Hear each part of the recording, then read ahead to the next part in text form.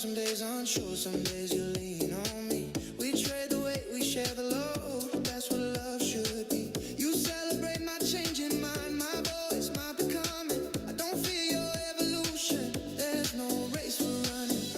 You don't need to fix my fears. I don't need to save your soul. We just stay near and let each other grow. I'm growing with you, not into you. Still my own, still standing true. We don't shrink, we don't outgrow. We rise together, slow by slow. I'm growing with you, side by side. Two open hearts, no need to hide. If I change my dreams tomorrow, you won't ask me who I was. If your path bends left or right, I'll walk with you because love is not a frozen frame. It's breathing, it's alive, choosing each other every day and giving space to thrive.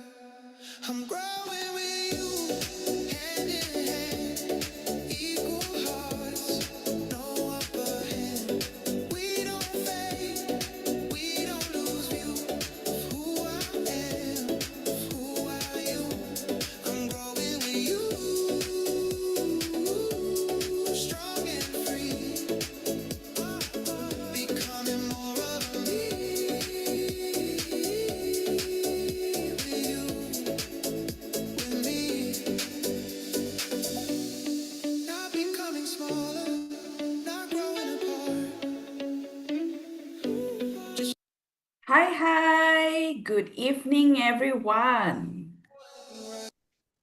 Yeah, if you can hear me clearly, just give me some response so I know you can hear me. If not, I'll be talking alone for the next 10 minutes. Okay, thank you. So I see a lot of emojis coming in. That it also shows that right, I'm also very important. Without me, you guys cannot start today's session. Yeah, so welcome everyone. I'm Charmaine. It's good to see all of you today. I'm the MC for the day. So today is also very special. I know past few days we had a lot of sessions together with Teacher Brian, Teacher Olga. Right? Today is another meaningful session for me. Okay, I think it's also going to be very meaningful for both of all of you as well. Okay, but before we begin, I think we should also invite our friends, right, to come into this session. Okay, even on my session on the other day, right, Ivy say that I will only speak 5 minutes if the participants don't respond to her. And she told me, right, if the number of participants doesn't increase up to 40 people, right, she probably just have 50 minutes, not gonna share 45 minutes. Okay, so better bring up the participants for today. Okay, so right, why I say today is so important and very meaningful for me, right? Because both of these speakers, right, is someone I know for a very long time. Okay, I'm in the SIT system for 10 years, but I know them, right, since the day one they came into the SIT system, I would say, because Gatling is originally from Penang and Ivy is from Singapore, and three of us, right, together, we have served in a translation team before together with one of the organizers. Yeah, so it's really very meaningful session for me today. Yeah, so thank you for all your response. I really hope to see the number of participants goes up. So along the way, maybe while waiting for our friends to come in, right? Can you guys tell me where are you from? But today, I'm not gonna. I don't write for me your country. Let me guess. Make it more interactive. Yeah, make it more interactive. Okay, let me guess, let our brain start to work for a while. Okay, so just tell me, right, what is famous in your country? The food, maybe food. Okay, I was having my dinner. Yeah, maybe you can use food to tell us represents your country. So for me, I'm from the very famous land of nasi lemak. Yeah, so it's Malaysia. So what about those participants? Oh, chicken rice. I didn't know Singapore is chicken rice. Anywhere else? Okay. Really, first time chicken rice, Assam fish, Assam fish is which country, I never.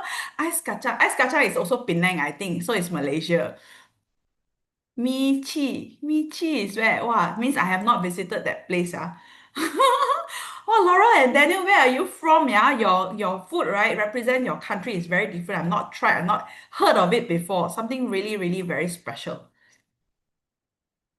Oh, Romania. So welcome. Wow. It's really good to see you. I think I saw you last session as well. So it's really, really great to see, people really coming from all around the world, right? Learning together this system, trying to know what is automatic leadership as well. So I think Laura and Daniel, you should bring to share this Zoom link, right, to your friend, invite them to come in because today is going to be another fantastic session.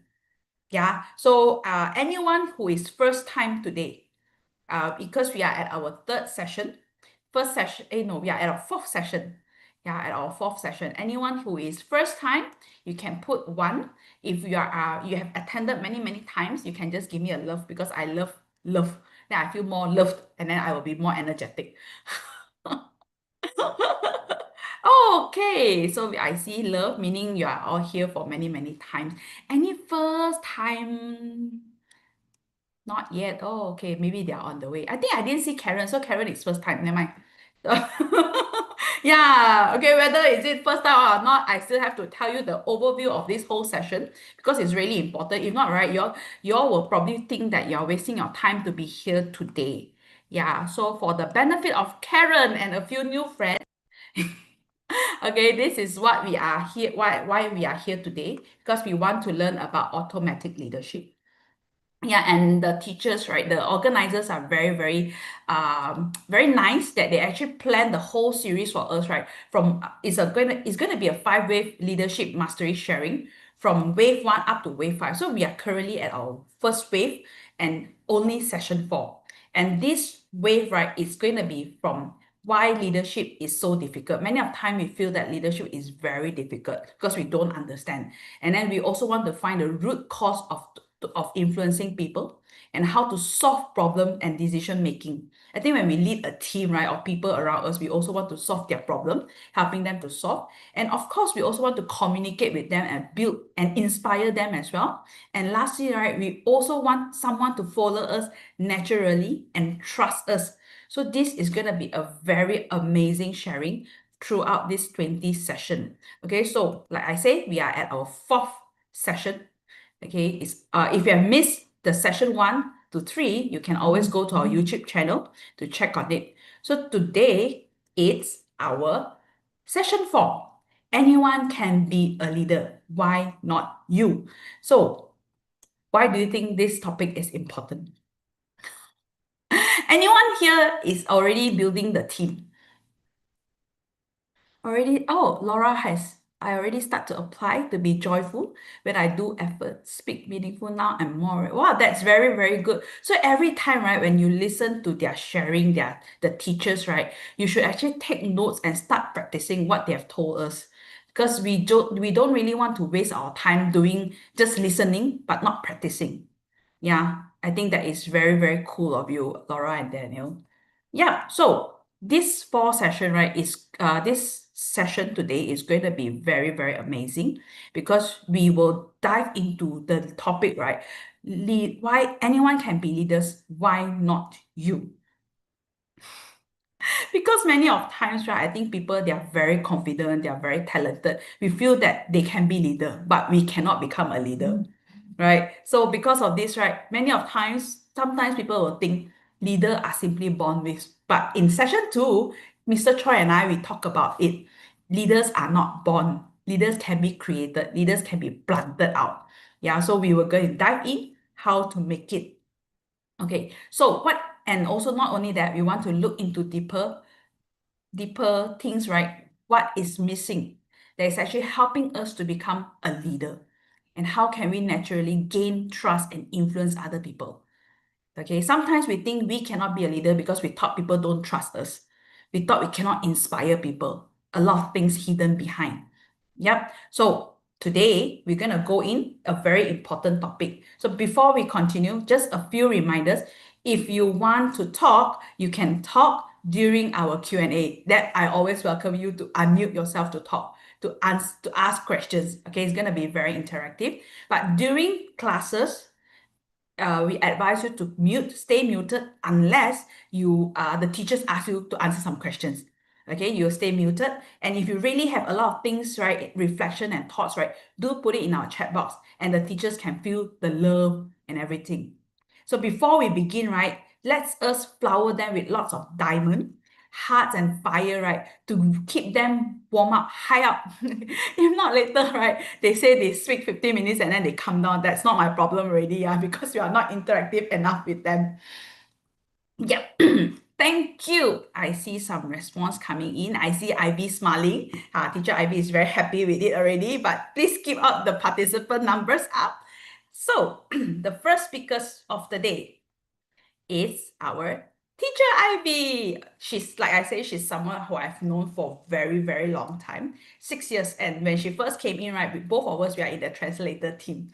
Yeah, and up to now, right, wow, she really can be bilingual. She can even talk in Chinese, and then the next second she speak in English. So she's like very, very powerful. But all this comes in, right, because of the seed that she has planted. Yeah, and not only that, she also planted this harmony and proactive theme. I think this is something what we all want when we come into this topic. And also she has upgraded her relationship with her mother, and also have a very harmony relationship with her loved ones as well. Yeah, so teacher Ivy has been in our training together with all of us for many years. Yeah, and so she's our SCM speakers. So before I bring her out, what should you do? What should all of us do? Not only you, I must do. We must give love and flowers to the teachers, right? I think she like diamond. Yeah, something that she can sell off if she can get it. Okay, so we are all excited, very excited to start our session. So I'll pass my time over to teacher Ivy. Thank you, Charmaine. All right. Good evening, good afternoon, good morning, or even good night, because we have friends from all over the world. Once again, thank you very much for joining us tonight. And I see some familiar faces, some old friends. Hello, Sis Anne. Hi, Kat. Hi, Laura and Daniel. Hi, Xiu Wow, a lot of familiar faces. Well, I do know it's still early for some of us, especially Singapore, Malaysia, my friends from Singapore, Malaysia, because now some of you probably is on the road way back home, or you have just reached home still eating your dinner. But I strongly encourage, if you guys can, and when it is convenient, please turn on your camera so that both myself and Gatling can feel your vibe, and Charmaine also can feel your vibe. All right, once again, good evening, everyone. I'm Ivy. Let me quickly introduce myself in case some of you have not really met me before. As what Charmaine has mentioned, I'm currently based in Singapore and have been in the system since 2020 until now. And myself personally, I hold on to a day job, which is a program manager. Yes. So before I want to kickstart into sharing more about my stories, maybe let's do a quick interaction with everyone here. Have you ever come across recall back anyone that you have met or any strong leaders you have met? When you first saw them, you will never think that they are a leader, because they just don't look like the leader image that you have in your mind. Have you had such a person in your mind? If you have, maybe you give me a 111 in the chat box.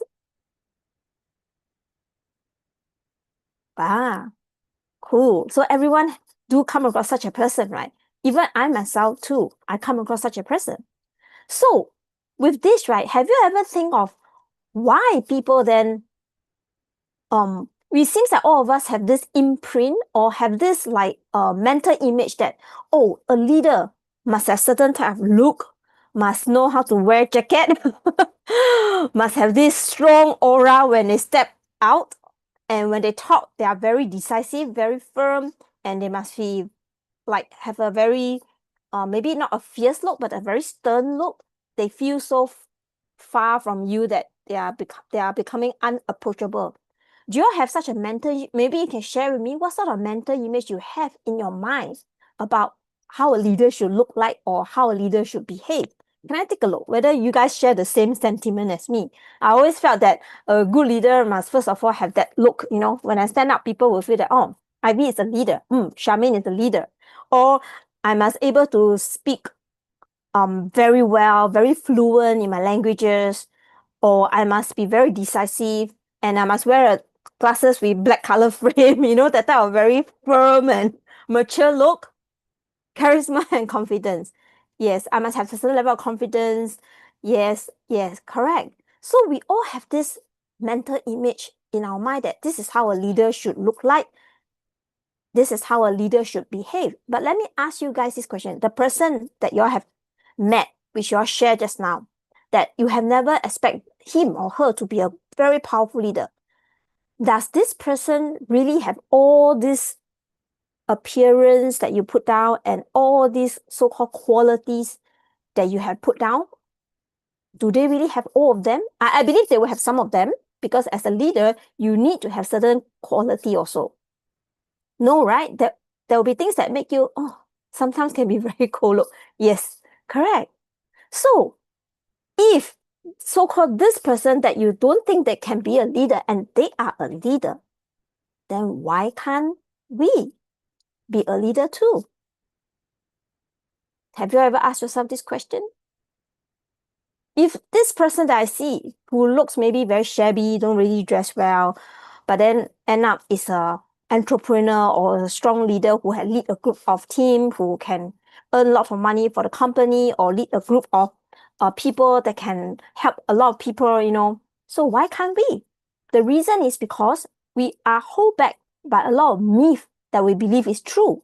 So what are the common myths, which I believe Charmaine and Mr. Choi has shared a little bit with us previously, some of the common myths we have about leader. So let's take a look, see whether you can still remember some of the myths. Well, one of them is that we talk about, we all used to think that leaders are all born. But then Charmaine and Mr. Choi prove us wrong. They have mentioned, no, leaders are made, they are not born. Leadership is a skill, it's a practice. Remember, Charmaine mentioned that. It's not something that is inborn with us. Another myth, leaders must be able to talk, But not true. We do see a lot of leaders that are actually quiet. But when they're quiet, doesn't mean that they can't make decisions, or doesn't mean that they don't have clarity. They do have, but they just choose not to say it out. They do it in other ways. So they can be very good leaders too. And another one is, leaders must know everything, must have all the questions. Let me ask you this. Any of your leaders here that you have met, do they really know all the questions when you ask them? If you have come across such a leader, maybe you can give me a 111. If you have not, you will see your leader still need to find an answer for you. Give me a 222. Suddenly everybody very quiet. Okay, thanks, LP. Yeah, so even our leaders, they do have times that they may not able to give us the answer. But the difference is they are willing to go and find out the answer for us. They're willing to take the responsibility to find out the answer for us. Another one is we feel that leaders must be very authoritative, and using their rank to outrank other people. But is this a true leader? Let me ask you this. Do you think such a person is a true leader by using rank to outrank the rest? No, right? They're just being I will call them a bully. A real leader don't do that. And lastly, we feel that, leader must be tough. You must never cry in front of a team. You must never tears in front of a team. Do you all hear such a myth before? Like they always say, leader, you must portray that you're strong. You cannot have shed a single tear. Yes, right. We do have heard of such myth before. But is it really true? Does that mean that if my leader shed tears in front of us, means that my leader is weak? I see Charmaine keep shaking her head. No, right? Rather, I will respect, because this is telling me that my leader has empathy. And my leader is willing to share their sorrow and joy with us. So this gives us a better connection, right? Because all of us are born in this era that we are bound by all these myths. So even I myself are bounded by all these myths. So all these years, I have never thought that I can be a leader. Okay? Let me show you my... Okay, so in the past, I always have all these things, leader must be strong, a leader must be aggressive. But then when I get to learn about this automatic leadership, there's a new definition for a leader, which I felt it makes sense. It says the definition of leader is to bring a group of people to a better place. Okay, let me ask all of you here. Be it whether are you a leader right now or you are not, is there a group of people, or is there someone deep inside your heart that you really want them to go to a better place? The better place can mean leading a happier life, leading a healthier life, or having a greater prospect or prosperous. Is there someone in your heart that you want them to be better off? If yes, please give me a 8. Yes, I'm sure deep inside us, we all have someone or a group of people that we want to bring them to a better place. And once we have this intention, we are already naturally becoming a leader. Be it at work, I want to bring my team to a better place. I want them to grow. I want them to be acknowledged. I want them to be appreciated. I want them to, excel so that when they leave the company, they leave with a legacy. And at home, I want my family, I want my siblings, or those who are mother and father. I'm sure you want your child to be better off, go to a better place in terms of maybe academic, but not just academic, but in terms of personality, good qualities. So all these things means you are bringing the people to a better place. So a better place is not just fixated at work. It can also be at home. Even a lot of you here are book club leaders. I'm sure you want to bring your book club members to a better place, right? You want to guide them. You want them to learn all this amazing knowledge, amazing wisdom, so that they can get out of the rat race and lead a better life. So, under this definition, I can 100% sure that all of you here who are now sitting in front of Zoom are all leaders already. Do y'all agree? If y'all agree, please give me a why. Yes, thanks, Kai Chi. Rejoice, all of us are leaders, right? Because we have people that we want to bring them to a better place. So that define us already. We are a leader. Correct? Well done. Okay, let me share my little story with you guys. Why am I so resonate tonight's topic so much with me? Because when I first started my job, I am someone that who never want to be a leader. Besides putting aside laziness, because I don't want to manage people. So the second thing is I always felt that I'm bounded by all the myths just now we talk about. Wow, leader must, must have good aura, dress properly, speak properly, must walk with air, they must be aggressive, must be strong and firm, cannot shed a tear, cannot be too compassionate, must be very cold, can walk on water. Yeah. I don't have all this. Those who know me know that I'm an easy-go-lucky person. I never have all these characteristics in me. So I never want to be a leader. And I always think that I'm not ready. So you can see the first image. I'm not ready. What I do is I just do my work quietly. I don't tell my boss what I do. I just keep doing. But now I have transformed. The new me, what am I to do? The new me is every day I have to think about how can I bring my team to a better place? Not just my team. I'm also serving, I'm also volunteering, also my home. How can I bring all this group of people to a better place? So every day I'm thinking about this. But I want to emphasize, I'm thinking it with joy and happiness. I'm not taking it like a chore. Okay, this is very important. I'm sure you all heard the few speakers have shared, first of all, you have to enjoy what you're doing. If you're not enjoying, then problem already, okay? It will be problematic later on. Okay, so this is me. Now, the thing is, I don't want to be a leader. But life is like that. The more you don't want, it just come chase after you. Okay? And guess what? In 2022, my company gave me a promotion. And this is my expression. What? Are you sure it's true? This is my expression. Can you see from the image? I'm shocked. I mean, I'm happy because promotion means pay rise. But then at the same time, I'm shocked because I don't want to be a leader. And I don't know how to become a leader.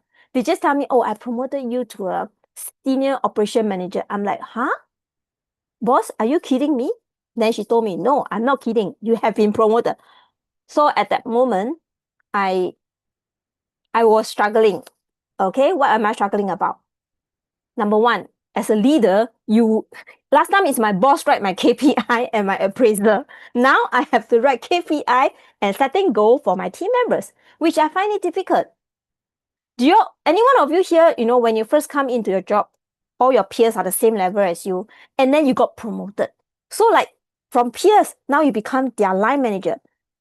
Do you all know that type of awkwardness Do you all feel the same? Anyone feel the same as me? Can you give me a why? Yeah, it's awkward, right? I came in, both of us are peers. Then I got promoted, right? You just don't know how to talk to them. It's difficult. And you have to write appraisal for them. That's even my nightmare. Those who know me know that I don't like to write. I'm not good at writing essay. I'm good at drawing flowchart, but I'm not good at writing essay. So it really challenges me. And then another thing is, how do I communicate with them now? I'm the leader. Do I talk to them like I'm commanding them? Or do I still talk with them like a friend? Hey, Charmaine, you know what? this term we got to set this type of goal, you know? How should I talk to them? What your image should I portray? I have all these 101 worries in my head. And then nightmare comes. My boss say, oh, Ivy, you need to do one-to-one meeting with them. Oh, it's like a lightning strike my head, you know. How am I going to do one-to-one with my peers? I'm so used to talking to them like a friend, right? And then another important question popped in. I'm not their leader. So which means I'm the one that need to report their work and effort to my bosses so that they can give them good feedback, so that they can get good pay rise and they can get good bonuses. So then my next big question, how am I going to do that?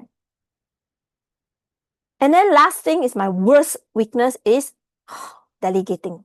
Anyone here feel that sometimes you do everything yourself is faster than you delegate out to others?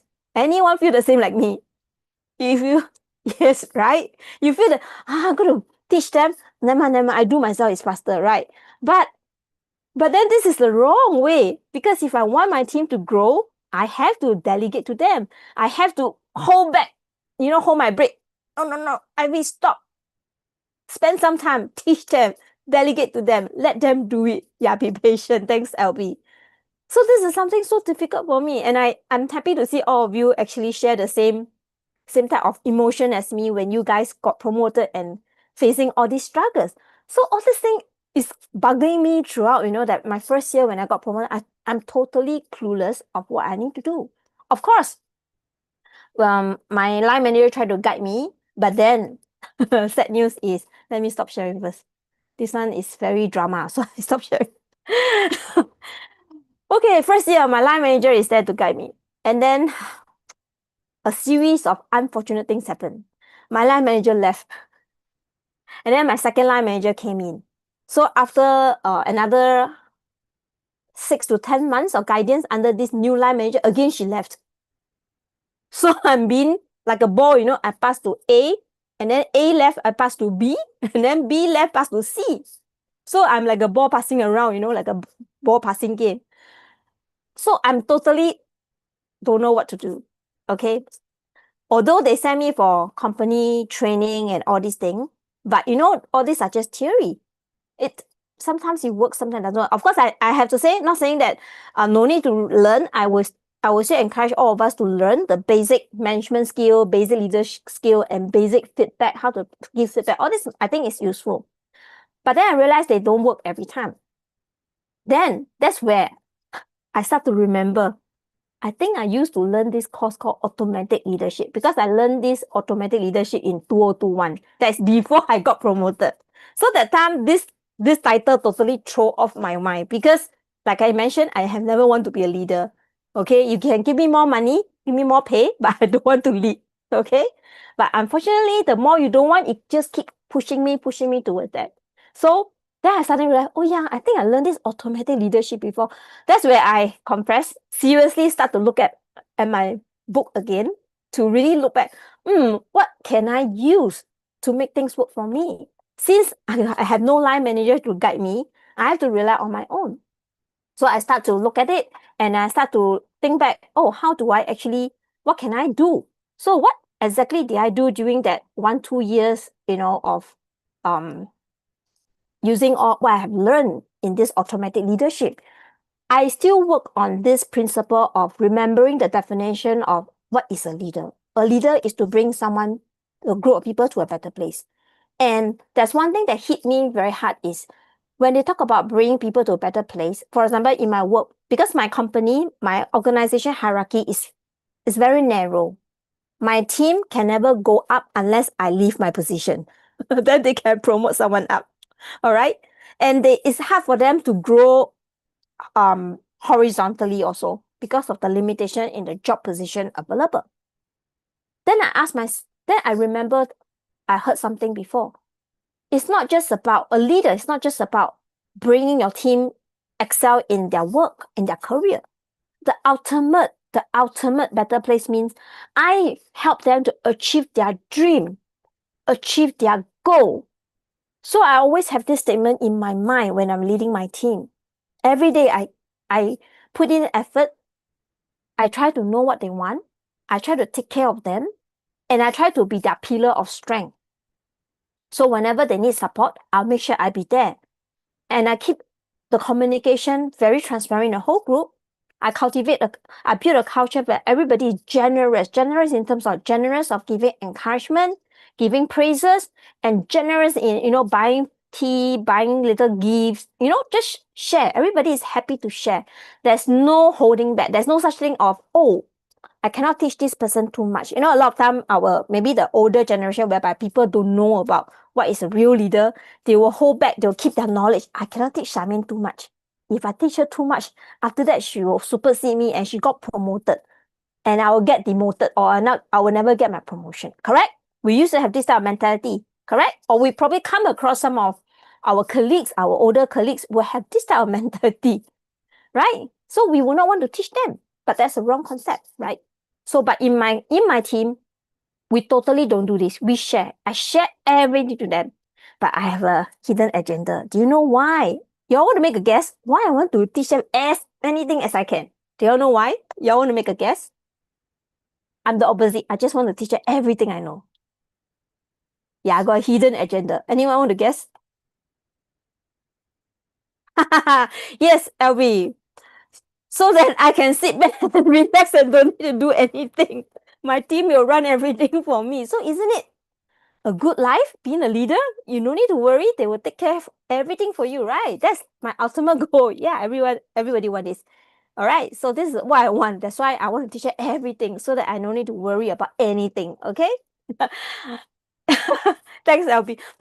I will think about that, the second promotion. But right now, I just want to be a smart leader. I let my team run the thing for me. Okay, so I built this culture.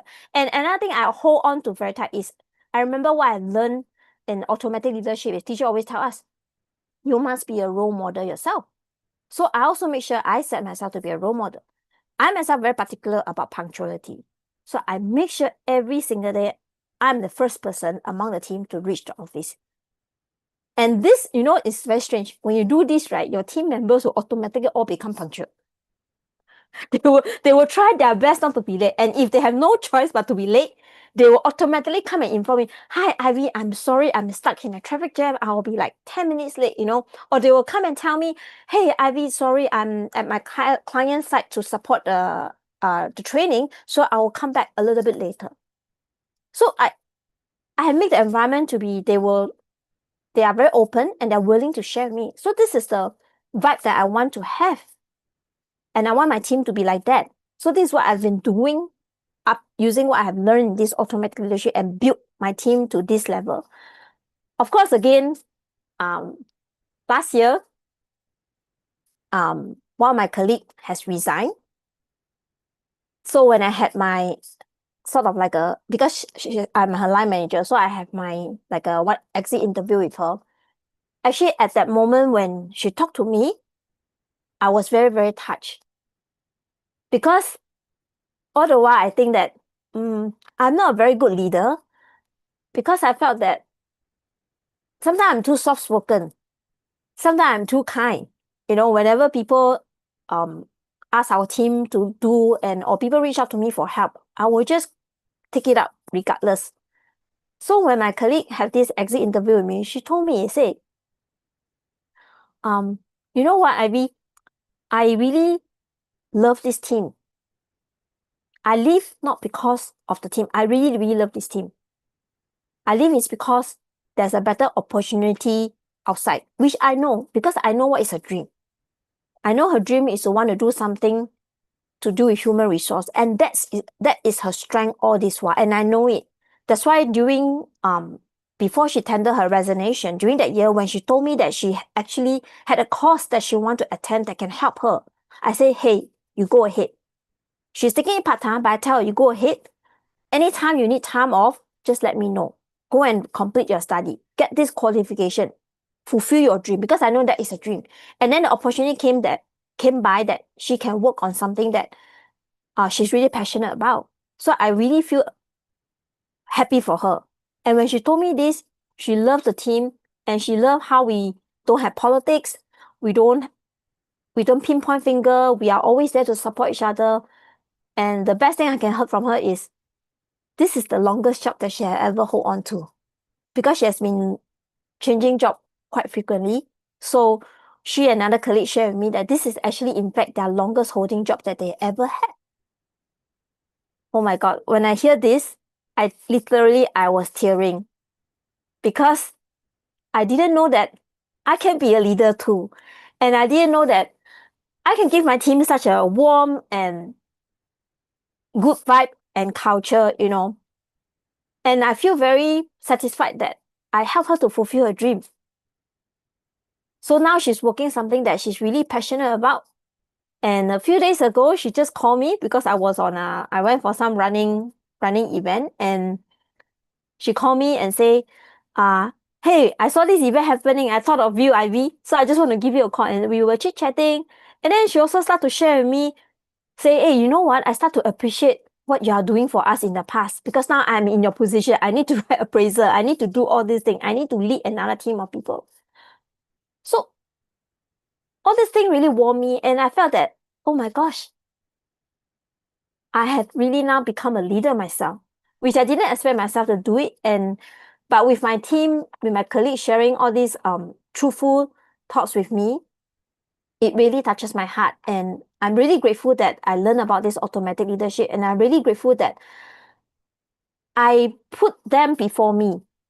And my intention is I just want them to be better. If at work they can't promote because of the hierarchy restriction, I want to help them to achieve something beyond that. I want to all help them to achieve their dream. I want them to find their dream job eventually. I want them to leave the company with legacy. This is the principle that I hold strongly to. So because of confidentiality, so I cartoonize my team. This is a picture of my team. Okay, and this heartwarming word is the one that I told you I shared with you all just now. So what does this going to tell us? This actually tells us that we just need to break all this myth and don't avoid. If the chance comes, don't avoid. Take it up.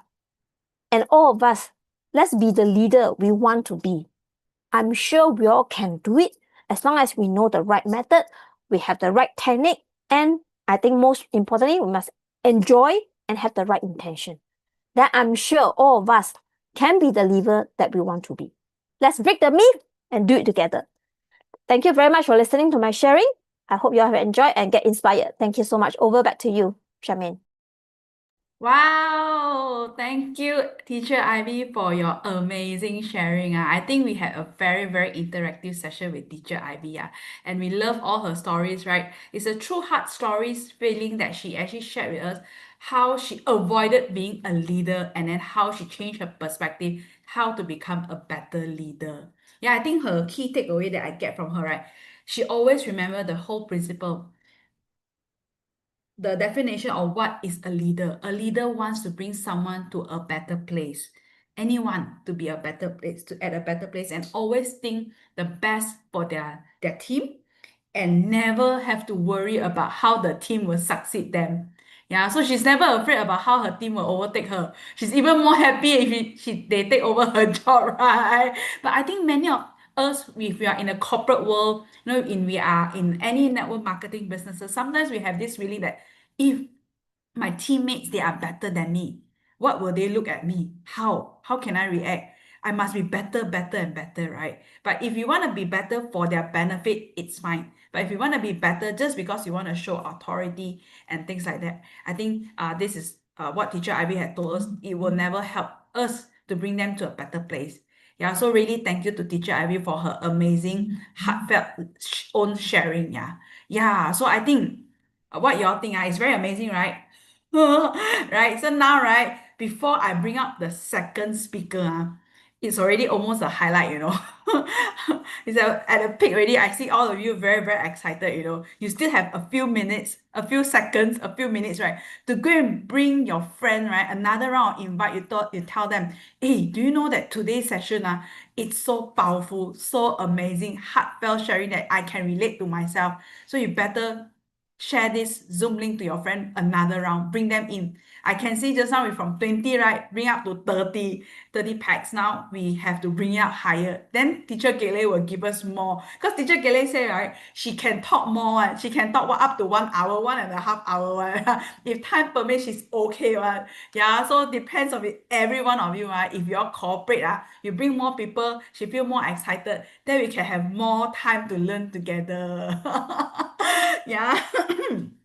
Because right, this I've known both of them. I really know both of them. Teacher Gigling is just like my mother. Yeah, because I've seen her. Even though I'm earlier in the SIT system, right, but she can see that she really grow a lot. And from her first class that she attended, right, is actually level 8. So level 8 always stays very deep in her heart, one. So you all better don't miss this chance. If you really want to listen next time, you all have to go to another class already. Okay, yes, indeed, Teacher Kelly is very, very, very amazing. Yeah, so you already know the next person is gonna be Teacher Gigling. But before that, right, let me introduce her. Sorry. Yeah, so like Teacher Gigling has is a corporate trainer. With her background, you can see she's a corporate trainer and she's the head of DMO teaching team, assistant professor. And then right, the most important thing is her success stories, right, is she already lead a very big team when she was working in a corporate, but now she's leading a retired life. But retired life, she also lead a team of people. Okay, she's with DMO and she also our assistant professor. She needs to lead a team of students, right, who attend SEIM. So she's definitely like one of the best person to share with us. So y'all really before I invite her, you have another 10 seconds to invite your friend. Okay. So now, before Teacher Gailing come out, right, we also need to shower our love to Teacher Gailing. Oh, I forgot. Teacher Ivy, y'all remember to send Teacher Ivy love as well, yeah? Okay, yeah, so one more round of applause, love, and diamonds, right, to Teacher Gigling, and then I shall pass the stage over to Teacher Gigling. Thank you, Charmaine. Charmaine said, I'm like her mother. In fact, me and her mother is the same age. So I'm qualified in one sense, okay? So yeah, I think Charmaine has been one of our great supporter, as what we say. When we learn the SIT system, she already in the system. So when we have our first book club, she is one of the person who gave us a lot of support. In fact, she dropped by our house from time to time after her Korean language class. And we really feel very grateful for her support because she's one of my early teacher in the SIT journey. Because at that time, I do not know anything about SIT system where I go and attend this automatic leadership. So tonight, I'm very happy that I'm going to share with you this journey. Yeah, after 9 years learning this system, I was thinking how my life will look like if I didn't attend this class. Because this is something really changing, not only my leadership, but also how I live my life. So this is a journey that I'm going to share with you tonight, walking you through, okay, how before I learned the system, until I learned the system, and how do I use the system to change. So it's a journey that I'm sharing with you, and I hope you will enjoy this journey. Last few days when I'm preparing for this talk, I really take a lot of effort, in fact, to reflect my own journey. And I'm going to share with you how this journey has been impact on me. And the title for tonight, I'm like Ivy, okay? I'm the one also who don't want to be a leader. Whether you believe it or not, this is me, okay? So the talk for today, okay, is, can y'all see my slide good? Is it good, the slide? Okay, good, okay, thank you, Elvi. So I'm going to share with you my journey from avoiding leadership to leading with trust. Well, you might think, how come? Yes, but that is real. Why I don't want to be a leader? Can you guess? Anyone want to guess? Can you let me know in the chat box? Why do you think I don't want to be a leader?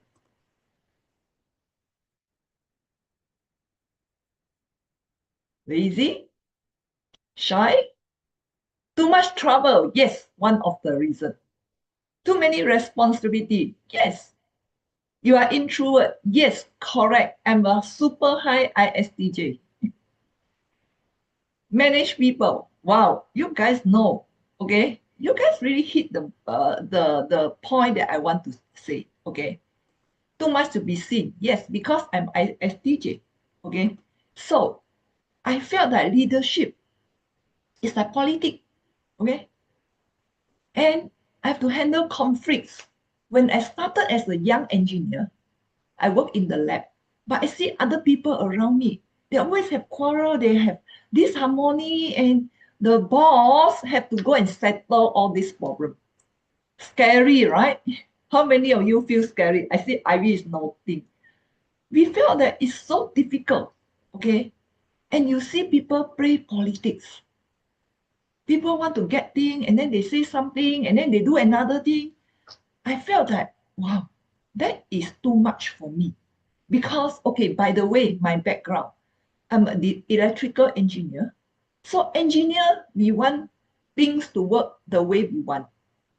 But if things is unpredictable, this is no fun at all for me. And we have to manage difficult people. One thing I observe is that one person, he can be very nice to you today. Tomorrow, they might not happy with you. So I was like, wow, I manage machine better. Okay. Machine is very predictable. You program them, they will do the same thing. Tomorrow they won't be feel angry with you. They won't have the mood of unhappy, not like human. So I felt, machine don't talk back. Yes, I like to deal with machine. So I feel that it's carry a lot of heavy pressure because you need to deliver a lot of result. And somehow we work in corporate. We know all the KPIs, you know all the result tracking, you got weekly report, you got monthly report, you got quarterly report, you got yearly report. Yes, everything you need report. You cannot escape. Then this is very heavy pressure. So I never plan. I never plan to become a leader. Okay. And I justify easy, like what I say. I want to deal with machine, which is easier. Leadership looks stressful and political.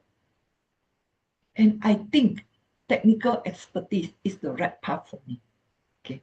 I want to be an expert in technical. So I enjoy working in the lab. I enjoy dealing with technical challenges.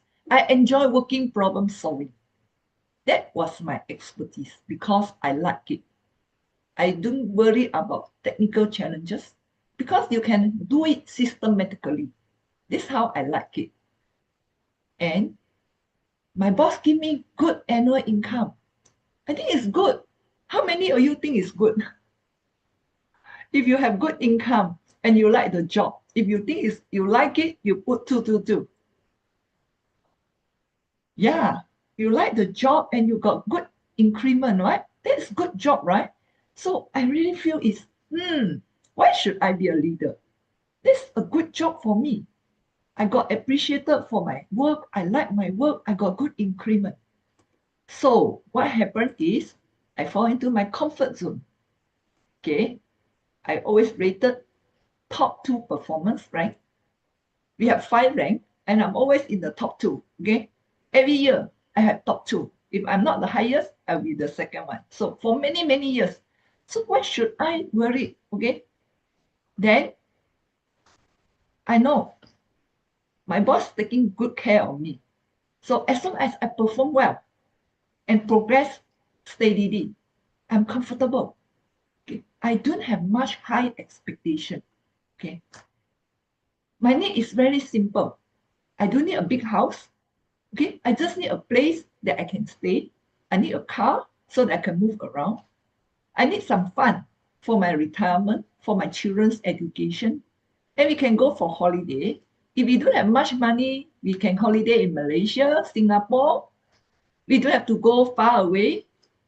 I have enough money to support my parents. Okay, I take care of them because I'm the eldest in the family, and I support them financially, especially medical and things like that.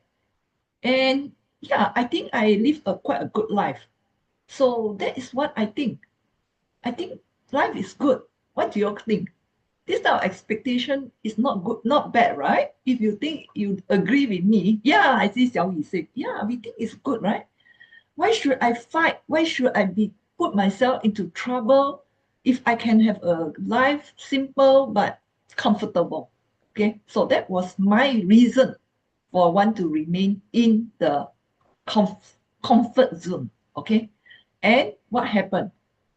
My boss slowly pushed me into a leadership position because he sees that I'm going to get stagnant. Okay, because the technical path got limitation. Okay, so he slowly pushed me one engineer, two engineer, and then one day he told me, hey, you are kind of taking care of 10 engineers now. So you are the not only the technical expert, you have to manage this 10 person under you as well. Wow, I can't do much that time because I already have my own commitment with my family and things like that. I already enjoy a good life with my salary and things. So I was like, okay, well, I will stay. Okay, let me do my leadership. And that's where my journey started as a leader. I not really wanted it, but I've been placed into it. I'm not sure any one of you, if you are a leader, you have this situation, same experience with me. That I know Ivy is one way. Beside Ivy, any one of you are like us, like me and Ivy, okay? Oh, no one. All of you were right. Want to be leader. Wow, so good. Okay? Me, different. Okay? So I really don't want. In fact, I can tell you very honestly, I reject 2 promotion opportunity from other department boss. They try to ask me to become a manager in their department, not knowing that I don't want to be a leader. And my boss got so upset. He go and fight with those managers. Don't come and look for her, okay? I know how to take care of my people. So he was really upset, okay, that people are trying to pinch me over.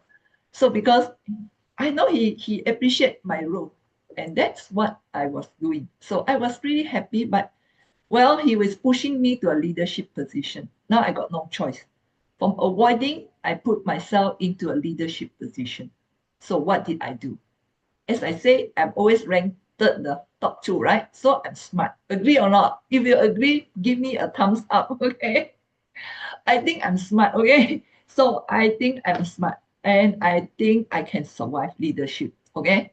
So what did I do? I make sure I deliver result, okay? That's KPI. Because in corporate, how people rate your success is how you deliver your result. And I know the KPI, so I deliver result, okay? But I didn't build connection, okay? And I even believe to be professional, I need to keep a distance. I cannot be too close with my team. If I'm too close, they will not listen to me. They'll be my friend, okay? They can negotiate. They will become, they can be negotiable, means that they won't follow my instruction. So I was thinking, one way to manage is to keep a distance. I don't know any one of you feel that like me, or only me is the one like this. I feel that I have to keep a distance with people because otherwise they won't listen to me. Oh, I didn't see. Okay, your mom, hurry. Okay, yeah, I do feel some initially, Ivy. Yes, we feel that this is how I can manage people. And being introvert, like some of you mentioned, only attend business function because I think this is my role. Okay, if there's a customer meeting, there's a customer dinner, I will do it. Okay, I will do it because I see this is my role. But I never attend any social gathering, okay? Because I see this is not part of my job. Social gathering is nothing to do with my job. That's how I feel, okay? Yeah, and what happened? I survived. To be true, I survived. I keep an emotional distance. I hardly get upset. My EQ also very high, okay? So I hardly got upset. I can stand, okay? All the emotional, people can talk anything, but I usually very calm. I talk to people only about work. In fact, I get upset when people ask me about my family or my personal thing. I was like, why you are so kepo? You know, kepo means that why you are so busybody, okay? What is it to do with work? I really feel upset when people are trying to know more about my personal life. Okay. So I developed my team because I know it's important to develop the team. I have attended many training, all kinds of different management training. And I know important of develop the team because I cannot do the job myself. I need the team to perform. So I develop my team, but I don't want to be too close with them. So I do some right thing, okay? So not get me wrong, I need to do right thing to get the result, okay? And what happened? I focus on performance. Hurry, your girlfriend, I did, okay? Then later I tell you the solution, okay? So what happened is I survived well, okay? In fact, I progressed well. Like just now I shared. I progressed from a manager to a senior manager to a director to a senior director over the years. Almost every 2 years, I get a promotion. So I really progressed well with this strategy. Okay? It seems to be working. A strategy that bring me the success in the career. So I think not bad, okay? But the sun is not always there. Sometimes there is a rainy day. I start to feel the pressure. Customer quality issue, competitors, okay?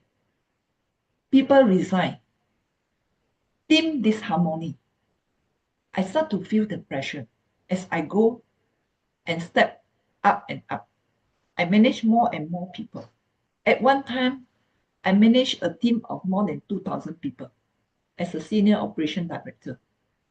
My pressure built up. What do I think about this? Guess what do I think at that moment when my pressure built up? What do you think?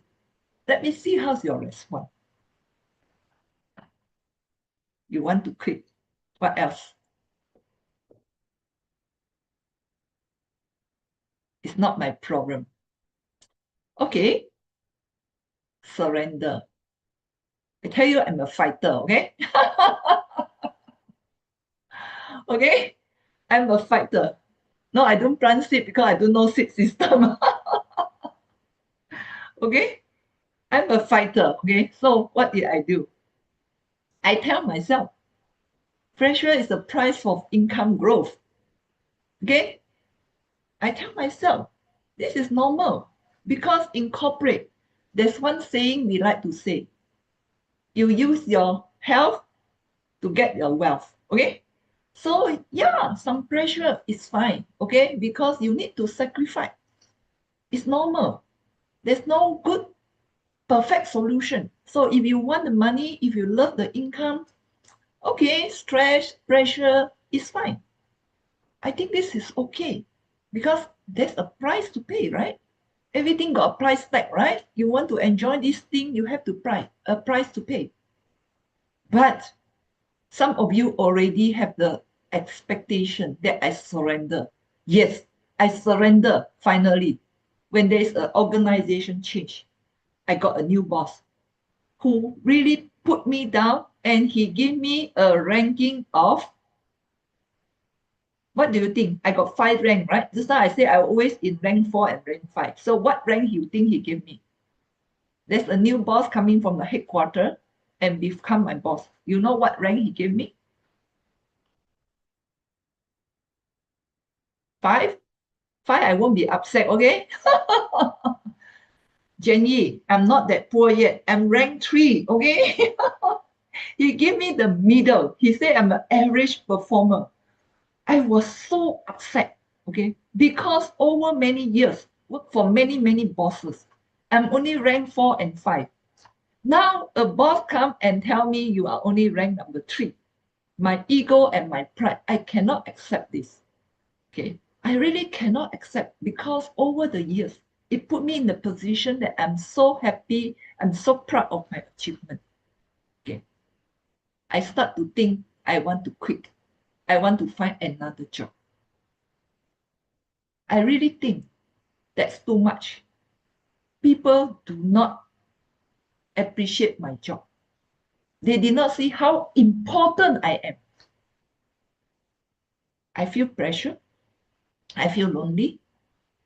And then I think I'm looking for a job. Okay. My husband know about it. I told him, even I get a job of 20% less than what I'm getting, I'm going to leave.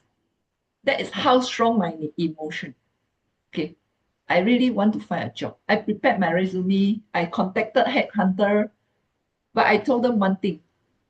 What holds me back is my bonus. I'm waiting for my bonus another 3 months, 4 months down the road. I will have another big bonus and I want to wait for that bonus. So I said, okay, let me wait for the bonus. Meantime, I already contacted headhunter. I made arrangement. Who are the potential company that I could find a suitable job, etc. But at the same time, I was looking for solution. Some of you guessed, yeah, I was looking for solution. I asked myself, is there something else I can do in between until I find the right job? In between, because when you're upset with your job, not talking about another 3 to 4 months, another 1 week is also very hard to survive. Do you agree or not? You go to work every day, you have to see the boss, okay? Yeah, Ivy, you're not happy. How can you survive for another 3 to 4 months? 100% agree. Yes. I was thinking, I still need a solution for the next few months. Okay. Otherwise, yeah, you drag to work. I cannot stand this type of situation. Then I remember I have a friend who was a corporate coach. I contacted him. Until today, I still so grateful to this person. Okay. His name is Andrew. Andrew was working in Petronas Malaysia before. So he was coach. Then I met him in another platform. So I contacted him. I said, Andrew, what can I do? You know what he told me? You are responsible for everything, including the challenging boss. I was like, what? Oh, I pay for you to coach me and you tell me this is my problem? That was really something I also find it hard to swallow. Okay? Yeah, Xiao Yi, ouch. It hit me the second round. Okay? My boss said I'm no good. Now you are giving me another lightning strike. Yes. You tell me it's my problem, not my boss' problem? Oh my goodness. But somehow he gave me a lot of reason why he think it's my problem but not my boss' problem. I think he's very skillful in coaching. I somehow accepted it after I digest it for 24 hours. Okay, I still remember it took me 24 hours to digest his word. Okay, yes, he told me the correct worldview, but I don't know about correct worldview at that time. Okay, and he tell me you should turn this problem into opportunities. You should take it as an opportunity to improve yourself. If your boss think you are no good, it's because you really no good. If you think your boss is not fair, because I tell him my boss is not fair, he biased. Whatever I say, he don't buy in, but he take care of other colleagues better. He said, then you don't have the right influencing skill. I was like, wow, everything is my problem. But it sounds correct. Then what happened? Okay, I go to my boss, the boss that give me problem. I said, boss, Since you say I'm no good, you say I'm not able to do this and that, I want to attend courses to improve myself. Okay or not? He said, yes, by all means. He called me GL, okay? Gatling. A lot of people in my corporate world call me GL by my initial. Yes, I support. You should go and improve yourself. And he assigned me, approved me for many, many courses that I want to go. I learned crucial conversation. I learned coaching. I learned how to build trust. I learned how to do organization change management. I even learned who moved my cheese so that I learned have the awareness of the critical business situation and many, many other courses. He just let me go. Okay. He just let me attend any classes that I think I need. The same boss. But that time I do know about sit, I do know about emptiness. Okay. He just let me go. And our relationship improved a lot. And because of Andrew, I also start to learn coaching. I start my career of coaching by learning from Andrew. So this is the first turning point in my leadership. I moved from looking outward to looking at me. My self-awareness bring me to a new state of leadership. So what happened then? Well, my boss and me, the relationship improved. We become like friends. Okay. We were together. I worked for him that from that day that I want to leave until I think he left the company to another posting in China. So for 7 years, I worked for him. Okay. He even gave me a promotion. So that is how my relationship changed. And that's actually, I don't know about emptiness at that time. Okay. Just I shift my awareness. So I'm very happy. And what happened? I start to also, my children growing up, okay, we have holiday and they go to college. I have even more time to work. And I even have a hobby of planting some like cherry tomato at home. I start to learn how to bake sourdough. I learn how to cook healthy food. We go for hiking. And I think that my life is not bad, okay? I start to have a stable life. And it seems like I was functioning well. But of course, leadership still felt heavy. I still bear a lot of responsibility. I still find challenges. So let me check how much time I have. Okay, I still have time. So I can tell a little bit more story when I have more time. Okay. Otherwise, I will cut short to what happened. So what happened is that I really felt sometime, okay, something is missing in my life. But I cannot tell what is really missing. Okay. I think life is good. And I really think that if I continue this type of life until my retirement, it's not too bad. But something seems to be missing, but not too bad. Okay, that's how I feel. In April 2017, that's the second turning point. Someone gave me this book. Okay, I start to read that night. And in the beginning, last night I find this book and I highlight what I read. In the book, the second principle is that we should enjoy the money. That is, we should learn how to keep our minds and body in good health while we make the money. I was like, is it possible? Is it possible to have good health and to have peace of mind? At that time, I do have some health issue. I used to have sick and pressure and things like that. But it's not too bad. I always think it's okay.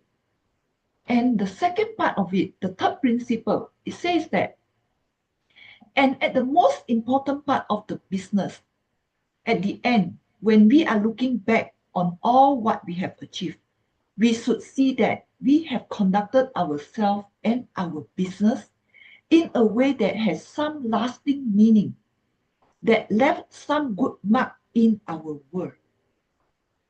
I found my answer. I know I'm missing this.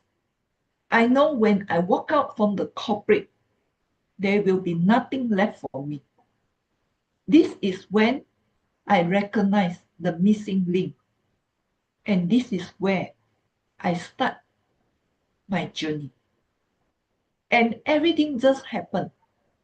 Now we learn seed system. We said nothing happened random. But that time, it seems like it happened random. One of my colleagues tells me there is a sharing. And I went for the sharing. I think maybe Charmaine is there, I'm not sure. Okay, Charmaine was there, she was knocking. Teacher Jenny and Teacher Sunny from Singapore came to Penang for a sharing to promote level 8. And I went there without knowing what is it to be expected. And in fact, the first two sharers are talking about how to make money. Okay. Me and my husband think maybe we come to the wrong place because they say how easy is it to make money. And we think that, is it a money scam? Is it people trying to bring us to some kind of investment scam? We felt, wow, that is not what we want. Okay. And what happened? Teacher Sunny and Teacher Jenny come aboard and share the pen story. And they share about this leadership program. This is my colleague, the man is my colleague who shared with me the program. And that night, 4 of us signed up for the class immediately after the talk, okay? And yeah, it's my husband and my daughter. That time, my daughter is about to go to university. She just finished her A-level. So 4 of us signed up for the class with Getty Michael coming to KL, to JB to teach the automatic leadership. In my mind, oh, I can make leadership automatic. How wonderful. Okay. Just like auto gear car, right? It's so easy. Yeah, JB in June 2017, Xiaoyi, yes. So 4 of us signed up. I don't get the picture. I so lazy to find where's the picture. But this picture is after the workshop. 4 of us start a book club at my house, okay? Because we don't know about any other people. But 4 of us start to study until my daughter went to college and left 3 of us. So 3 of us read through the whole manual, okay? From page 1 until the end. We took like maybe 1 year. But every Friday night, we will gather in our house and 3 of us will read through the manual together. Actually, 3 of us don't know much, but we just try to read and try to use it, okay? So this is what happened. And we learn leadership is not about control. It's not about position. It's not about forcing obedience. So it's not like, hey, just now Ivy have shared. It's talking about caring. It's talking about bringing people to another place. But for me, the word caring is never in the leadership dictionary. Okay, something that really hit me very strong. Another lightning strike, but in a different direction. I was like, oh, that is leadership. Something I never learned in any management course that I have attended. This is where I change. This is where I start to realize what is really leadership. People obey not because you have the authority, but they give their heart when there is trust. Okay, this is what happened. And there is another thing called cause and effect. Okay, or we say seed and the result. First time in my life, I start to see what is the cause and effect between the two things. And this is where I start to do things differently. Yeah, some of you were doing the book club, yes, okay. And this is a completely different stage in my journey as a leader. I switched from a strong, powerful style to another style. Okay. My transformation journey, I start to share resources. In the past, whenever other department get resources for me, what do? Either I say no or what? Now I have to do a bit of confession. I will send them the weakest team member in my team, okay? Those people that cannot perform in my team, because that is my available resources. Because I need the good people to take care of my KPI. But after I learned this, I need to share resources. I need to share good resources. So I start to change my way of dealing with things. I find meaning in my work. In the past, I do my work because I'm paid. For example, I don't like to do line audit, but because I hold the role, I must do it. But now I give meaning. For example, safety audit is planting health seed, is protecting people's health. I do it with meaning and I find passion in my job. I change the perspective. It's the same job, but I do it. I enjoy doing it. I'm happy doing it. I do cross-functional coaching and mentoring. Last time I only coach my own team, but now I start to expand. I give my time to other departments also. So I really change the perspective. At one time, I am having like 10 people from different department in my company as my mentee or coaching. I shared my time with them and I share my knowledge. Last time I do it because I want my team to be able to perform. But now I share because I know it's important for them, important for their growth. So between 2017 to 2019, we carry out a lot of activity. I support DCI activities. I went to workshop as volunteers. I have book club in my house. People come to my house 3 to 4 times a week to study the DCI system together. I engage with my team. We went to charity together. We went to visit. We bring the whole team together to like this one is an orphanage home. We bring food. We give our own money. We didn't ask company to sponsor, but in the past, everything is like company should pay. But we just ask them, let's do it, and they are happy to do it together. Okay, this is something amazing. I start to connect with people. All this I do it in between 2017 to 2019. Now, why I stop here? Because how many of you remember what happened in 2020? COVID, yes. COVID come without we expect it. We have a surprise visit of COVID. My leadership test during the pandemic. After almost 3 years learning the SIT system, this is the test. Okay. This is the test that comes. Okay. Fear, uncertainty, operation pressure, emotional stress. But at that time, I see people step forward. Despite all the fear and the things, my team step forward. They support me. They come and help me in whatever direction they can. Cross-functional departments give me help. People I barely knew give me help. People I had never personally worked with them, they give me help. And one day, my team stays so late in the night until I am so worried. I keep asking them, please go home. Because the next day, they are going to lock down. You have to reach home before they lock down.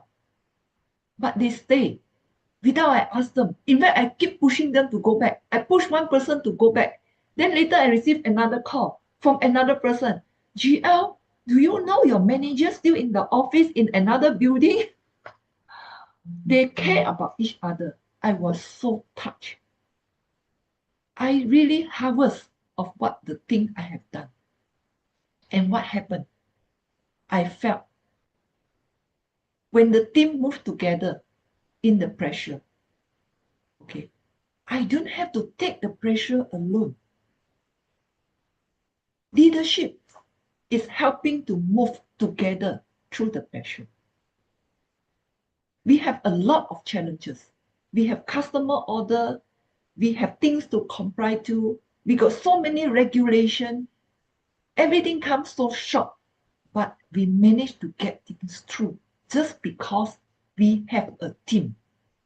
When the team come together, a lot of things can change. Okay, a lot of things change because it's the team. Now, what happened? My decision during that time is all based on people. we concern about people's safety, we concern about people's need, then business result.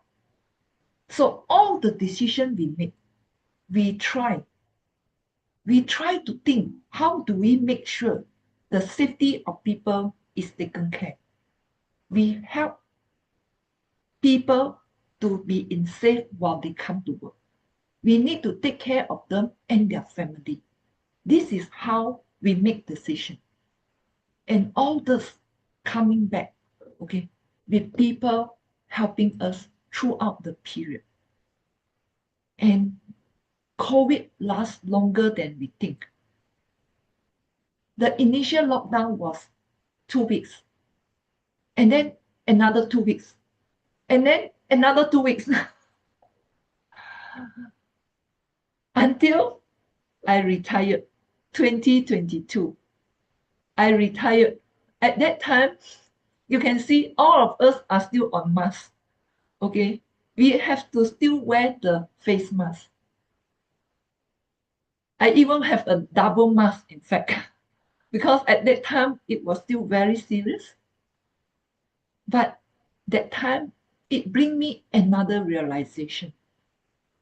What happened is that we can have small activities. So people give me gift, farewell in different department, different area. We have some small gathering here and there. In fact, my daughter also coming back all the way from KL to celebrate my retirement. I still remember she said her boss asked her, why do you need to go back when your mommy retired? She said, because she is an important person in my life. So she came back all the way just to give me a surprise visit on my last working day in the company. It was so sweet. So she gave me a surprise. She decorated the house. She arranged all the things we arranged all the gifts that I received, because there are so many gifts that I received from various people. And these are the gifts. But what is more touching, what made me realize is my colleague made me a lot of notes how they feel about my leadership. That is what touched me. The words they give, the email they give. For example, this is one of the engineer. She wrote to me. I reproduced this from the email. I still keep the email because it's so touched. This person, I helped her like for a short period. I was her boss for like less than a year before I shift on to another department. But at that time when I was in that department, her husband was very, very sick. She was so stressed. And I talked to her, I coached her, and that leave her a strong emotion with connection with me. I didn't know because I moved on to another department after that. She wrote me this thinking how helpful that I have been in that period of time. That was 10 years after. 10 years later, in 2022, she wrote me this message. I also have many other emails from others telling me that how I touched their life when they have difficulties in their job or family. Then I recognize something. Okay, by then, I already learned six system. Okay, I know correlation, and therefore I can reflect back the relationship that I have run quietly. It's not because people support me because I'm the boss, but actually I have built many, many things over many years. As I said, from 2012, when I met my first coach, Andrew, he already asked me to look into myself. I start a lot of coaching already at that time. And all the while, I developed my team. I already planted a lot of seed. That's why people did not step forward just by random, although I thought it's random. Trust is built through consistent action over time. I didn't recognize it, but I have done it. And I recognize the world is just the echo of our own actions. This is the time I have already 5 years learning seed. Okay. After 5 years on the seed journey, it brings me another level of realization. So, what changed me the most between not learning shit and after learning shit? Leadership feel as pressure, as position, as control. I move to trust, I move to contribute, I move to help others succeed. And I do it consciously. Okay. So when leadership become less about me, about myself, it become much more meaningful. And the result is not coming from randomness. Okay. If we leave it to randomness, our result also random. And if we consciously do it, we can do it differently. Now, what happened after retirement? Okay. Leadership never retires. Okay. I lead in a different way. Today, we are corporate trainer. I do share about leadership journey. I incorporate the SEED system into the corporate training. I lead book club. I serve in DMO. I serve in SCIM. I serve in other activities. Also, I'm a leader in my family. Okay. I still meet my ex-colleagues. This one was take last year. After a few years of my retirement, there's one colleague retired. They still invited me as a guest. I take care of my family. I brought my father to visit his sister. Both of them are 80 plus. Okay. We have a meaningful gathering. So I make leader in the family. So leadership is not end when I retired. Okay. I just have a different role. I reflect it back. What if I never learned this? What if in 2017 I missed the class? I don't know. But it feels today, without the corporate job, maybe I'm just someone that wandering around. I don't know, but I'm very sure. One thing for sure, I won't live a meaningful life like what I'm living now. That one I can be sure. Okay, that is something I can be very sure. So back to tonight's topic. Anyone can become a leader because I share with you how my journey from avoiding leadership, from leading through position, from leading through self-awareness, that's 2012, from living with purpose. This is my journey.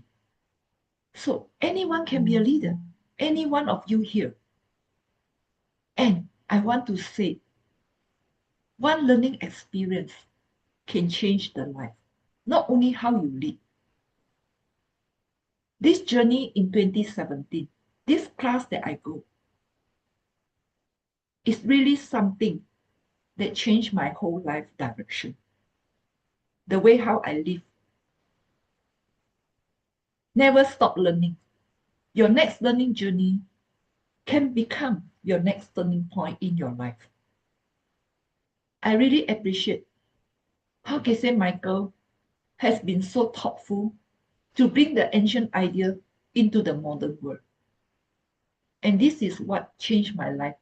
If he could have taught me in a different way, I might not be feel attracted. I might not feel it's practical.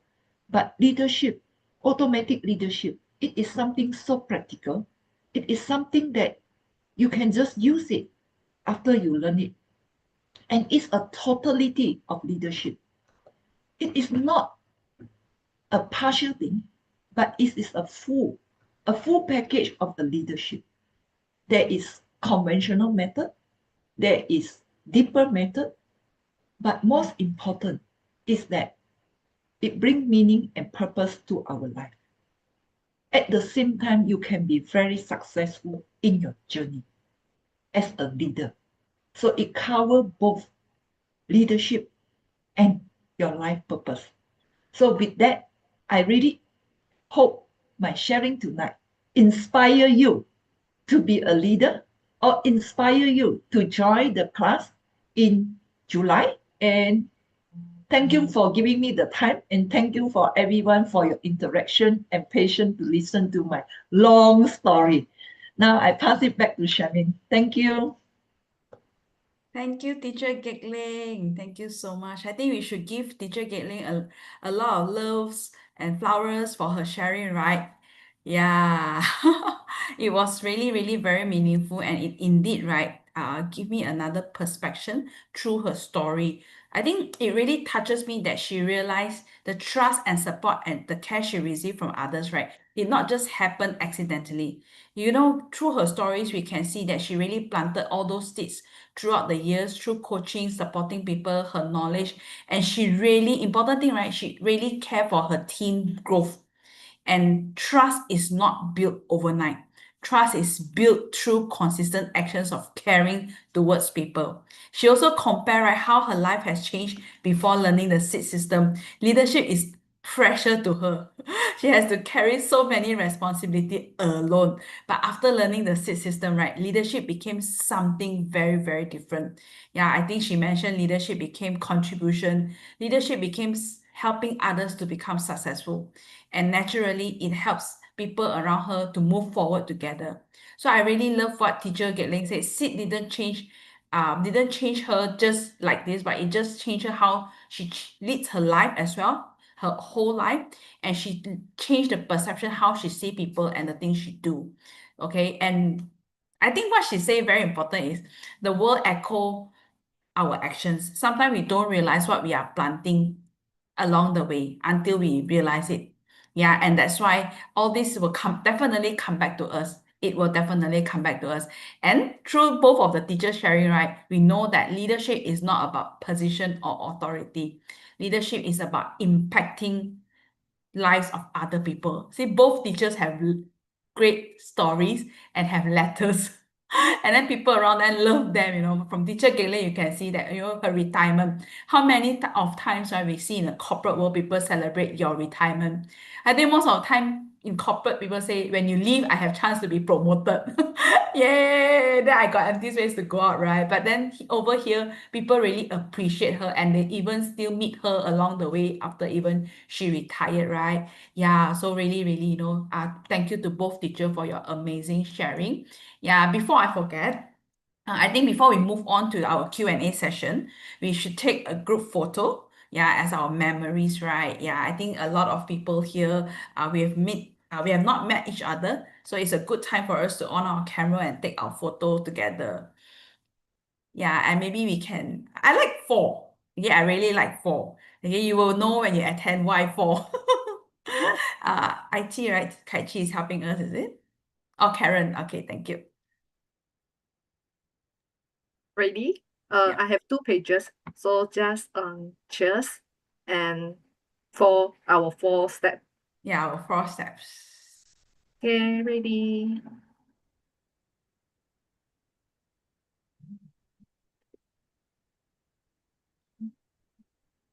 One more page.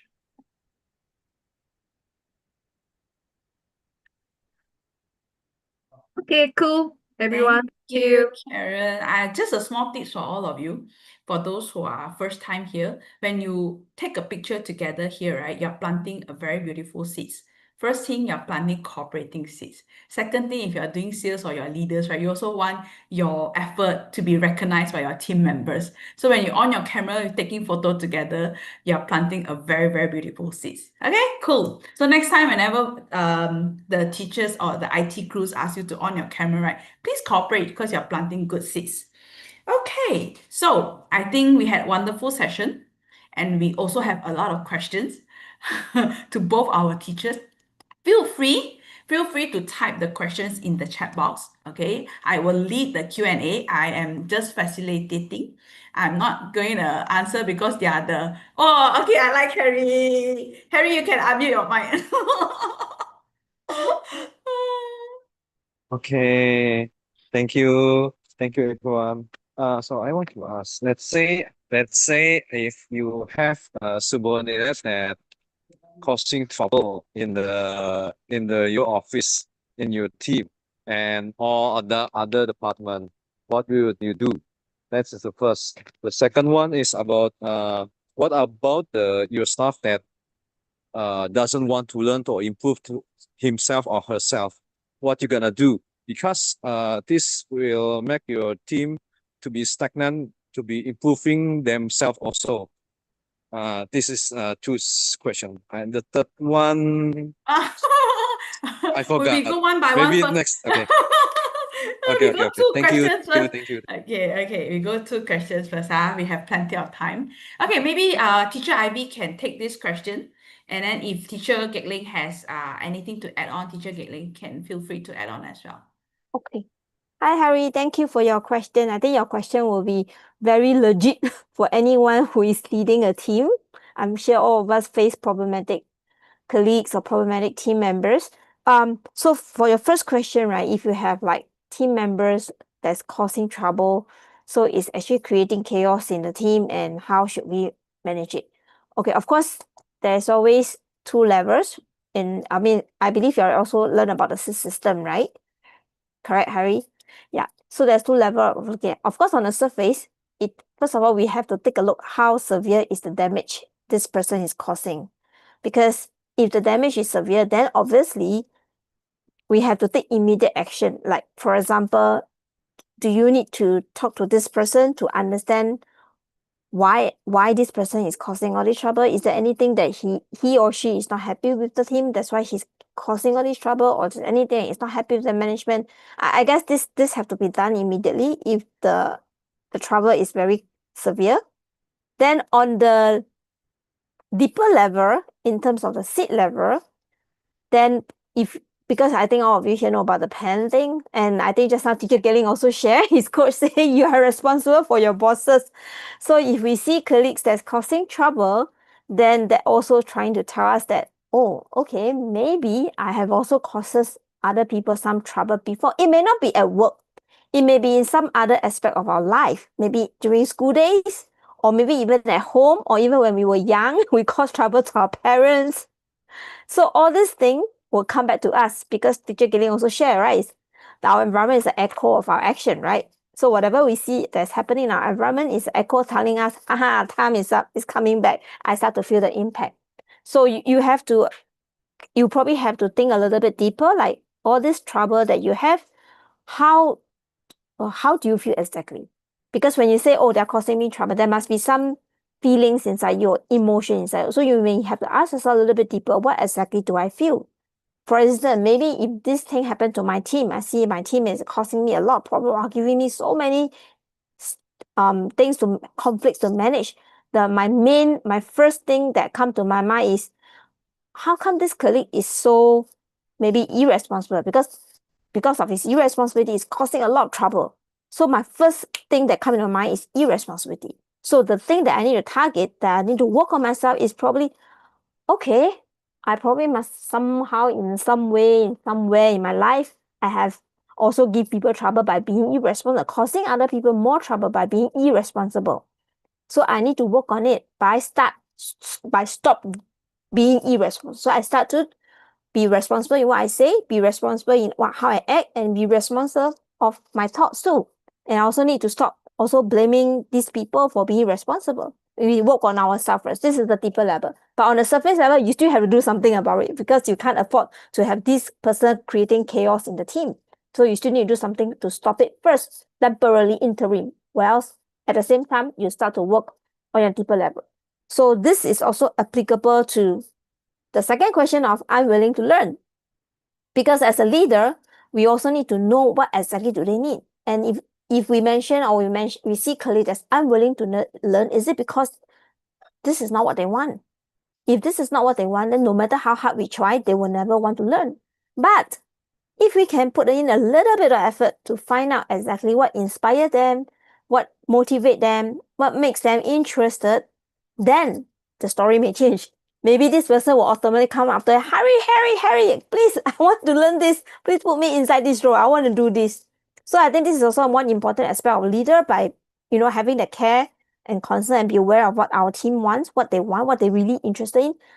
Just something the Teacher Gatling mentioned, I think it caught me, because she mentioned when she first started as a leader, She don't want to talk about personal life. She will also ask her colleague, her team member about their personal life. But I think that being a leader, now it seems like this is important because it's only when we talk to them and understand a little bit more about their personal life, then we really know what they really want. Just like how I know about my colleague who left, I know what she really wants. She loved this HR thing because we connect.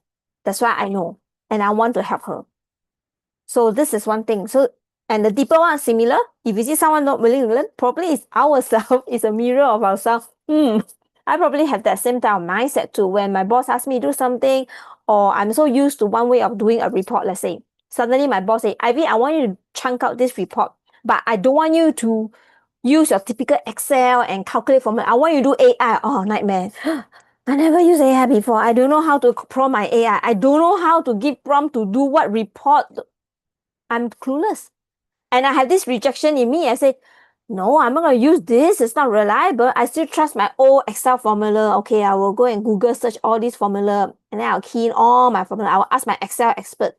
So I have this rejection in my mind. And this also sort of form like an attitude of not willing to learn. So I might have all this mental block in me, which is stopping me. And that's why when I do this, I start to see my team not willing to learn also.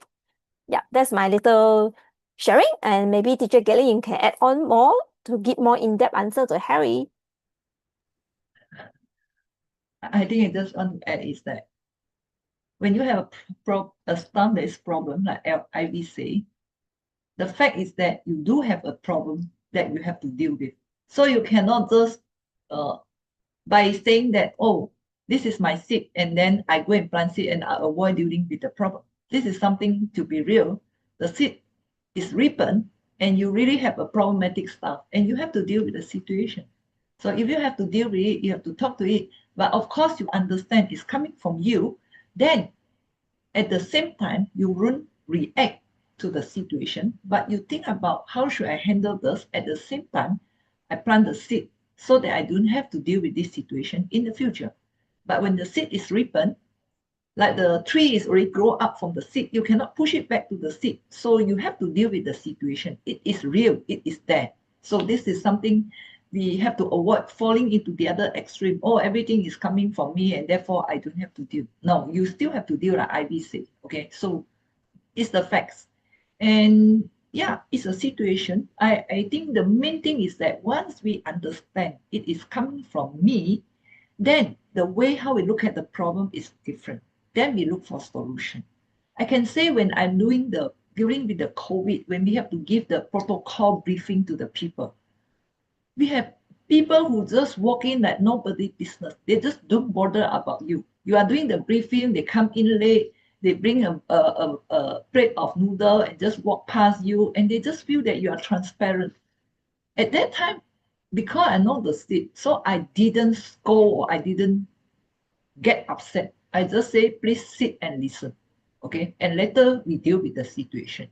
So that's how we need to deal, knowing that these people are created by us, but we still have to deal. Okay. That is only thing I have to say to Hari. Okay. It doesn't mean that the thing is not real. Okay. Thank you. Thank you, Ivy. She already answered it very well, the question. Charmaine, back to you. Yeah, thank you, Teacher Galen and Teacher Ivy, for your answers. Yeah, I think I hope Harry has your answers. But if you don't have your answers, don't worry. Okay, you always can go to attend our Singapore workshop. Okay, that's the best answer. Seriously, really, really. Because I think we have another question here by Laura and Daniel. What I can do when focusing on personal life to be a good example, to have a good life. I feel if I have less time for my business, how can I have a better perspective? I think this is something we want. We want to have a work-life balance as well.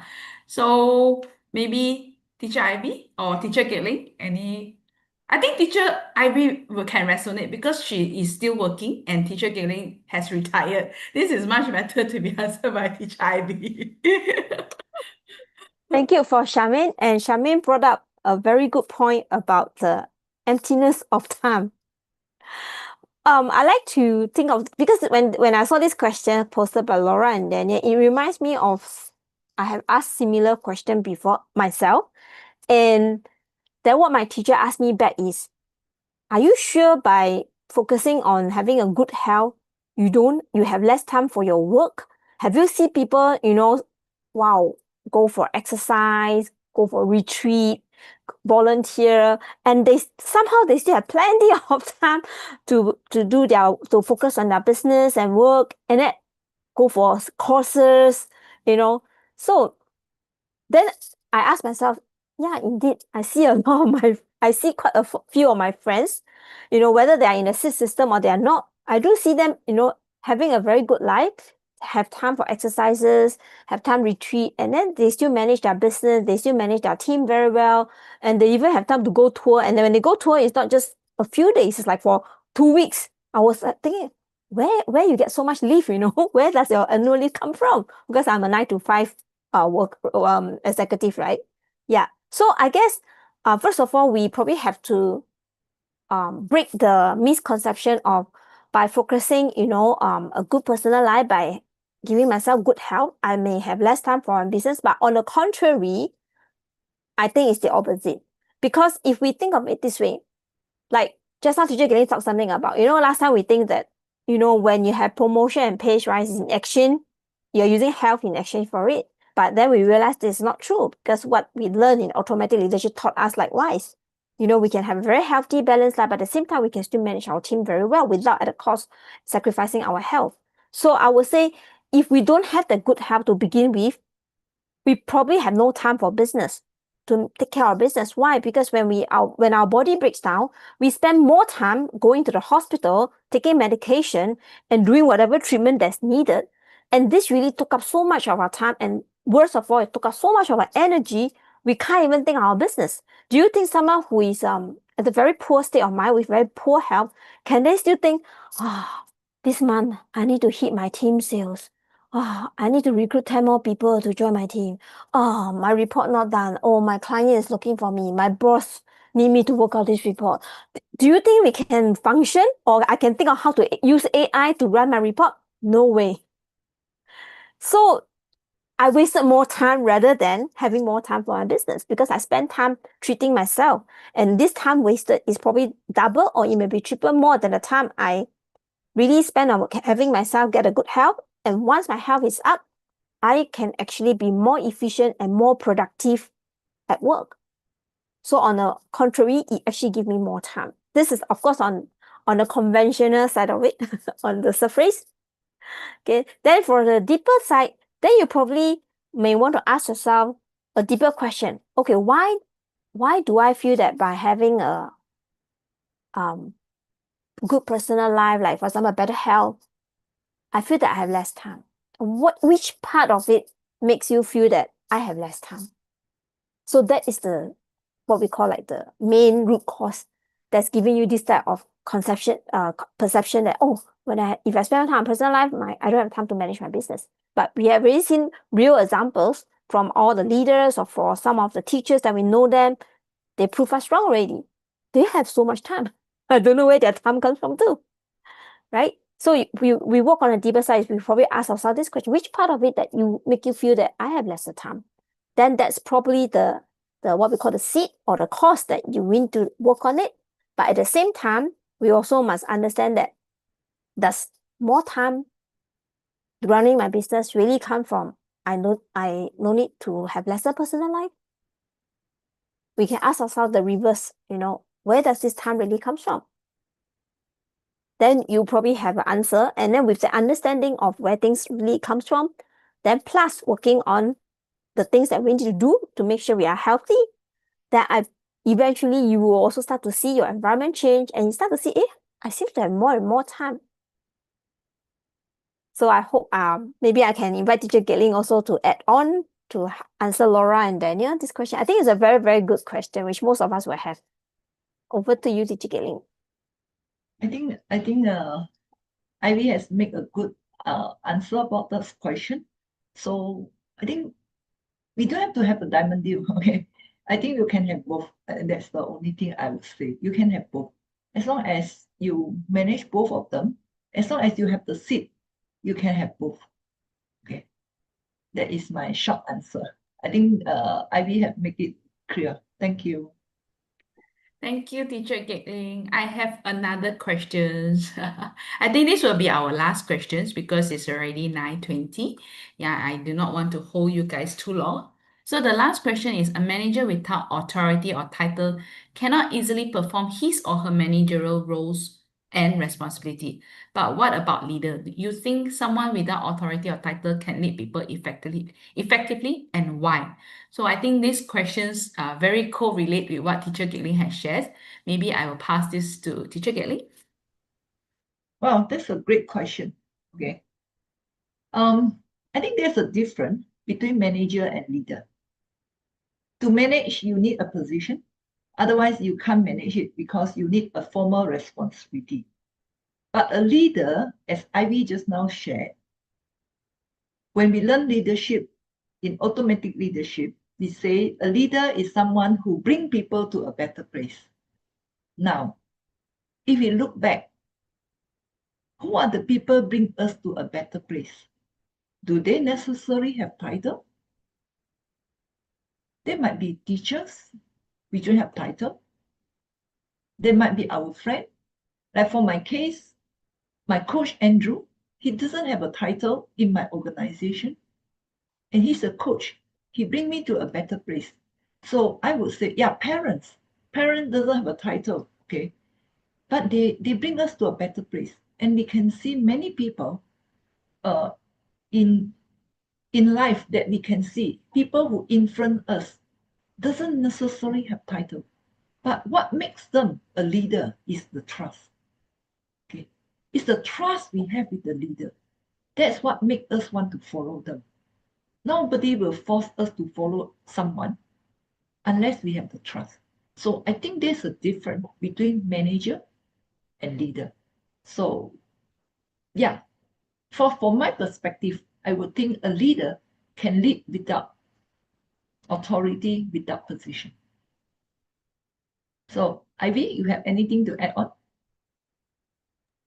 No, I think Teacher Gatling gave a very good, short and precise answer to this question, because if looking at the definition of leader, then I also felt that the title doesn't mean that the person can lead and lead people effectively, because we can also see a lot of so-called leaders.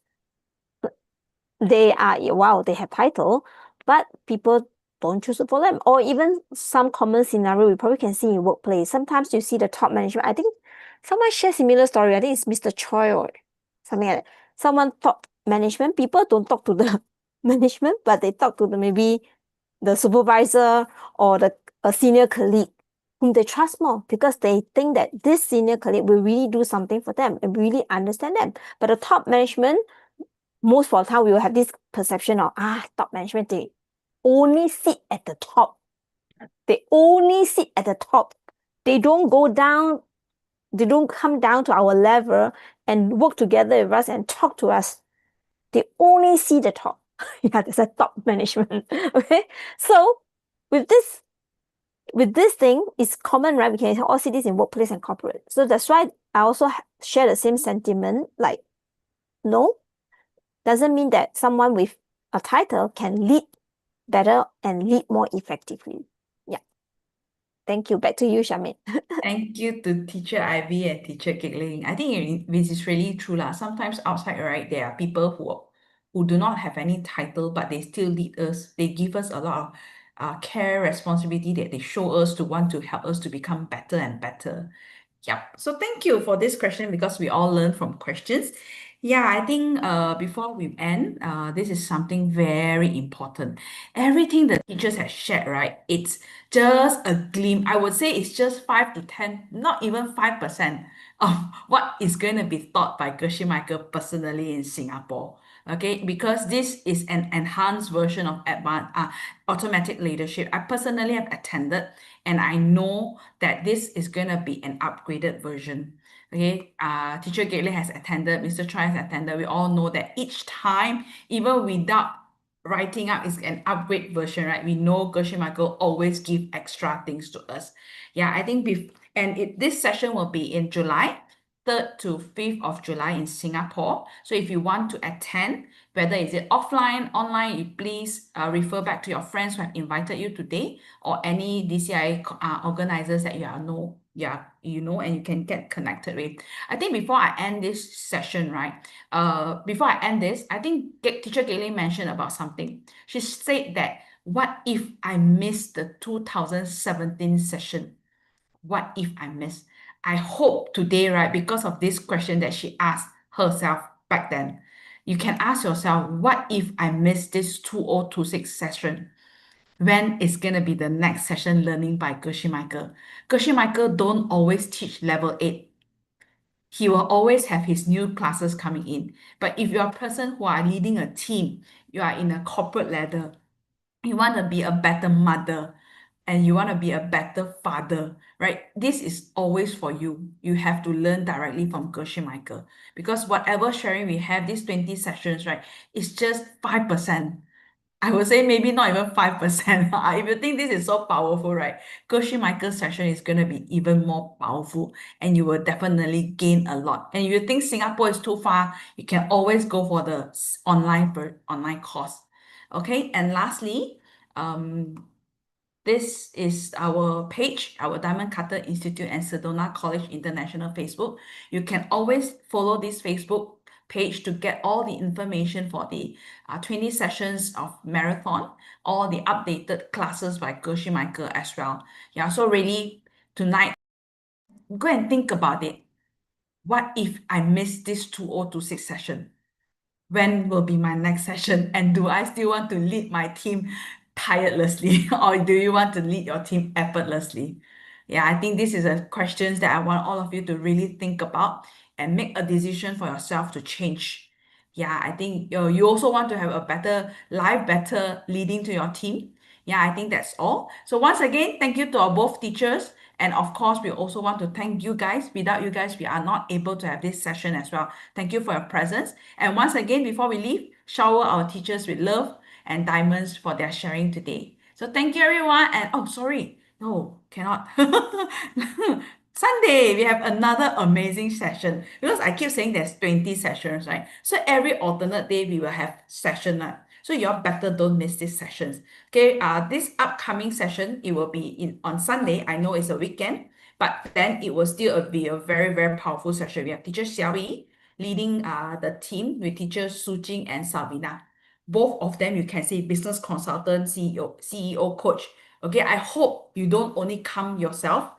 Share this poster to your friend, this Zoom link to your friend, and bring them along together. So it's going to be 2:30 in the afternoon. Okay, it's not late at night. Okay, probably you will be early morning at your place, so you can still bring a lot of friends to join us. Okay, so yep, I'll see you guys next on Sunday, same different time on Zoom channel. Thank you, everyone. Bye bye.